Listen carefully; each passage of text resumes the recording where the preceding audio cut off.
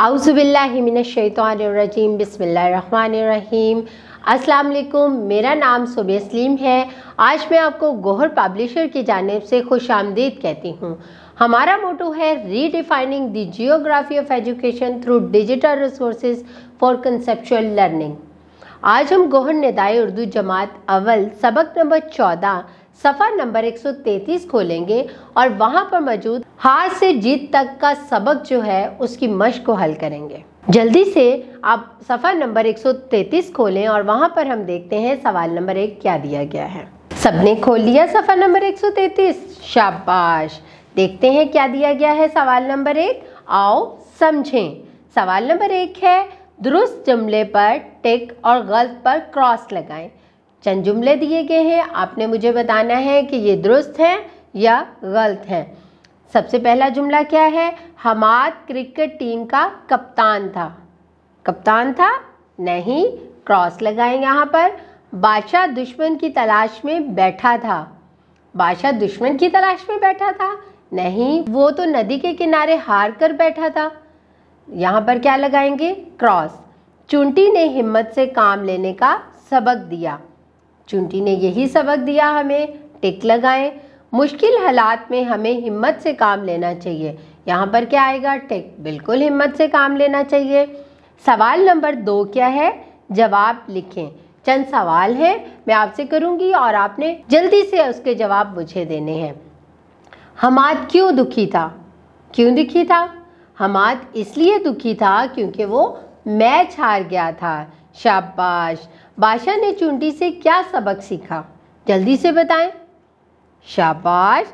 मैं भी आपको बताती हूँ बादशाह ने क्या सबक सीखा। बादशाह ने चुंटी से ये सबक सीखा कि चुंटी मुझसे बेहतर है। उसने बार बार शिकस्त खाई मगर हिम्मत न हारी। आखिरकार वो अपने मकसद में कामयाब हो गई। क्यों ना मैं भी हिम्मत से काम लूँ। हमाद को क्या बात समझ आ गई? हमाद कहने लगा, उस्ताद जी मुझे बात समझ आ गई, हम मेहनत करेंगे और अगले सारे मैच जीतेंगे। आखिरी सवाल क्या है? आप हमाद की जगह होते तो क्या करते? जल्दी से बताएं, आप हमाद की जगह होते तो क्या करते? आप भी हिम्मत से काम लेते ना, मज़ीद कोशिश करते ना जीतने के लिए, मायूस तो नहीं ना होते। बिल्कुल। मैं आपको बताती हूँ, मैं अगर हमाद की जगह होती तो बजाय मायूस होने के हिम्मत से काम लेती और अगले मैच जीतने की कोशिश करती। अब हम देखते हैं अगला सवाल। सवाल नंबर 3। सवाल नंबर 3 क्या है? अल्फाज साजी। भारी आवाज़ वाले अल्फाज सुनकर पहचान करें। आपको पता है मैंने पिछले असबाक में से आपको बताया था कि भारी आवाज़ें क्या होती हैं। भारी आवाज़ें जैसे भ, फ, थ, दो चश्मी आंखों वाले जो अल्फाज होते हैं उनको कहते हैं ना। बिल्कुल। अब आपको चंद अल्फाज मैं बता रही हूँ, आपने भारी आवाज़ वाले अल्फाज उसमें से अलग करने हैं। जैसे कि सबसे पहला लफ्ज़ क्या है? हिम्मत, चुंटी, खेल, तमाशा, फिरना, भागा, तलाश, ढाका, घास, फूस। अब आप बताएं मुझे, हिम्मत भारी आवाज़ में है इसमें? नहीं। चुंटी में? नहीं।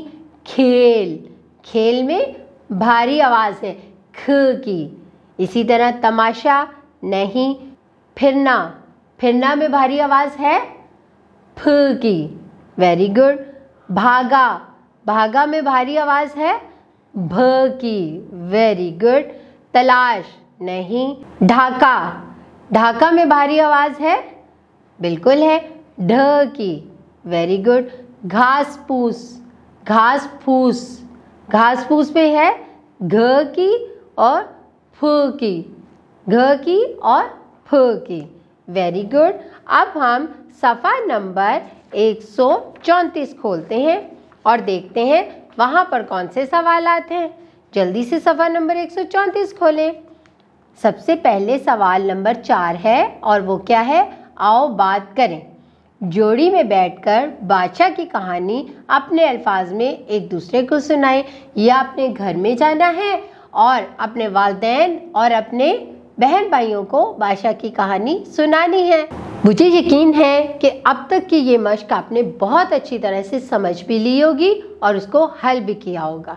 अब घर जाके इसकी दोहराई कीजिएगा और अपना बहुत सारा ख्याल रखें। अल्लाह हाफिज।